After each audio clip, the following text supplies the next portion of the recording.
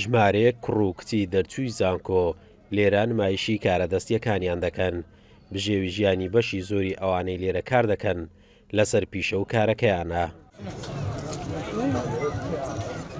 بەکاری دەستی بەشداریمان کردێ بە خواردنی کوردەواری و خۆشمارێ خواردنە کوردەواریەکەش هەر خۆم درستی دەکەم و بە هەنجینی کوردەواری و بە شیرینیە بە ئەنواع شتیە زۆری خوێندنی تەواو کردیا یعنی دانە مەزرانە ئەو کاری دەستی دەکەن خواردنی دروست دەکەن خۆیان پێ دەژێنن. حەز دەکەم لەو ئیشەی زۆر لە 13 ساڵی و هەتا ئێستا عمرم 48 ساڵە بەردەوام لەگە کچەکانم بە خۆم فێر بووم ئاچم فێر کردیا.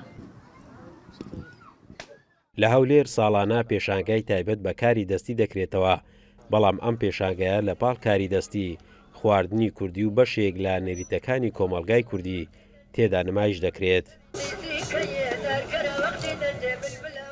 هەنگاوانی دەکەم کاری نماوە ئیشی دەرێ بکەی پێوەبی ئێستاەوە هەنجینی خۆماڵی پێدەگوتری ئەو هەنجینی خۆمانی منتخەسی دەکانەوە هەنجینە ئەوشمانێ منتخی حاوتمەرانە لە ڕەنجی لە کوالەتی زۆر جیاواز لە تامی لە بۆنی لە نرخیش جیاوازیان نرخیشی جیاوازە. ئامانجیمە لە بەشداریکردنی ئەو فستیڤالانە هەم جەوێکی پاییزەی خۆشە و هەم وەکو داهاتێکیش دێن لێروکانە خواردنەکانمان حەرز دەکەین. لە پێشانگای کاری دەستی و خواردن کێبڕچێ لەسەر پڕفرۆشی و ڕاکێشانی زۆرترین کڕیار دەکرێت لە نێوان بەشدار بووان لە پێناو داهاتی زیاتر بۆ خۆیان.